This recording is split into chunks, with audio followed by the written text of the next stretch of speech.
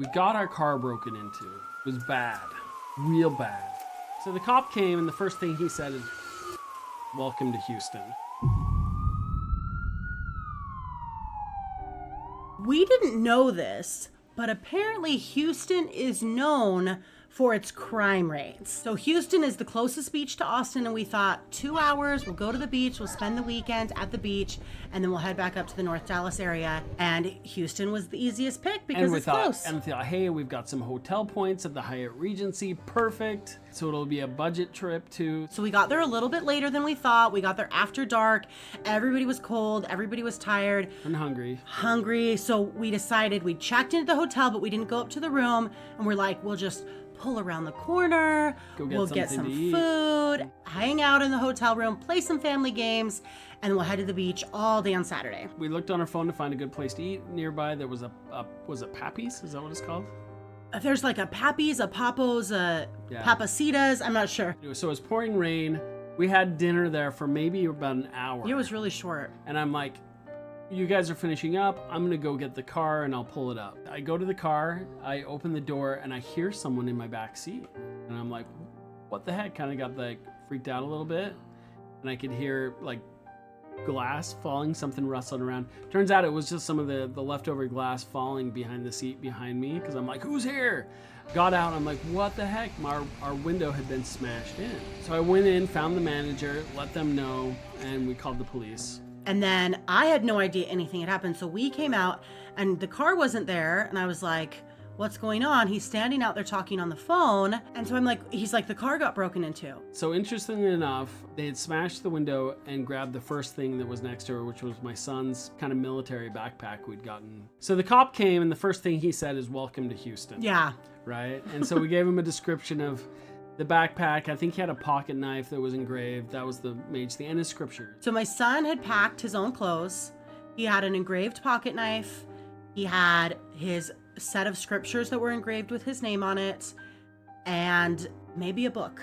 That was it. That was all they got. So the only thing they took, which joke's on them, there were 2, I think maybe 3 laptops in the car. Mm-hmm. There were 2 cell phones. There was like 3 luggages in there. There was a lot of really valuable stuff in it. So the cop said, "Welcome to Houston," and then he went on to tell us about how usually they're looking for guns. And I think that's with the military backpack. They were looking for guns in it. Like Catherine said, joke's on them. It was just some dirty laundry. And then he took a note, and then he went in to talk to the manager. I had already talked to the manager before, and he was like, "Oh no," and he gave me a trash bag to try and cover the window. So I tried to cover with a trash bag, didn't work. Luckily, the hotel was close, and it was underneath a hoodie, a covered area. And the cop actually recommended that we not call our insurance because they won't cover it all, and it'll be way more expensive. So I was already looking on my phone with Geico to try and figure that out, and I figured it would be around $700 or $800 to repair it, which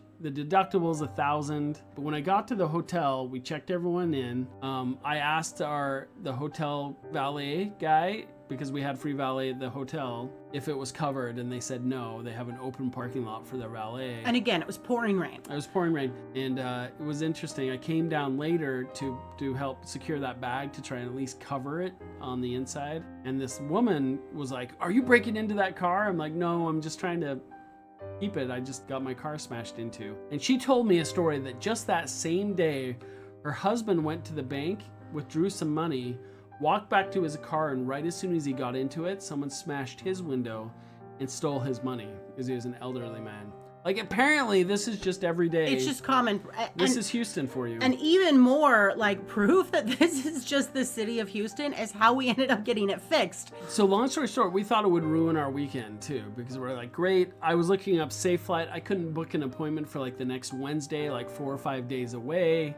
We're trying to figure out how we were going to drive back with like a huge giant window on the freeway. And so it's around 11 p.m. and I find like these other glass repairmen on Google that have really good reviews. And they're like, he came out and did it for a fraction of the price of insurance.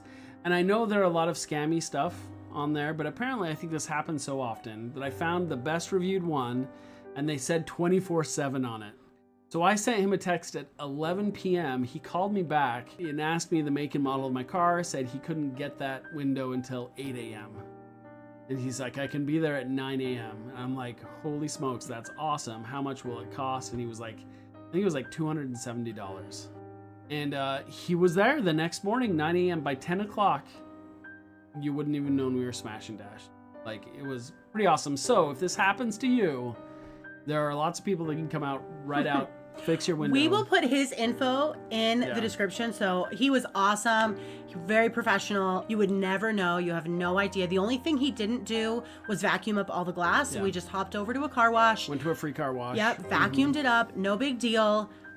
It was like it never happened. Less than 12 hours after our car was broken into, it was fixed. We went to the beach. We had a great time. We drove home several hours, and it was like it had never happened. I'll tell you, for weeks after, our kids were afraid every time we parked. This thing was going to smash it. So it does have a psychological effect. I mean, it's a violation. Like, for sure. Here's my pro tip for you. If you're in Houston, don't park near the exit. Park near the windows where other cars are, where people can see you. Or in the front, or under a light. And these crash and grabs, they just want to grab and Leave, dash. This happens everywhere, but it's the first time it's happened to us. And it just happened to be within an hour of us coming to Houston. So we've been in Texas for a couple of years and have yet to be smash and dashed. Yeah. So main takeaway is don't leave anything in plain sight. Even if they can like peer in the windows, if you open like a door and they can see inside, don't do that. The thing is, some of that stuff was in plain sight, but it wasn't in like it might have been in the middle where they couldn't just grab it. So nowhere where they can just reach in and grab it. In the trunk, if they had smashed the window in the trunk, we had pillows and we had like a stroller over the top. So they couldn't easily grab anything like that. So pretty easily avoidable if you're looking to avoid just that simple smash and grab. You could also just take the backpack in with you. We could have taken everything up to the hotel room. We stopped at the hotel. Obviously, that would have been the best thing to do. Live and learn. All things considered, even tipping the guy who did the window. You know, obviously we were out the money, but we saved a ton compared to what we could have spent. Didn't even change any part of our vacation because it was all done so quickly. Out a few couple $100, and we still had a great time. Oh, you guys were eating hotel breakfast while I was out making sure it got fixed. And then I got to finish breakfast with everyone who got to go to the beach. Be aware of your surroundings. Pay attention to possibilities. Traveling is the same way with like driving. Half of being safe isn't you. It's paying attention to who's around you. Yeah, being defensive. Yeah. All right, well, be safe out there. Thank you so much for watching. Please consider liking and subscribing, and have a great day. Bye.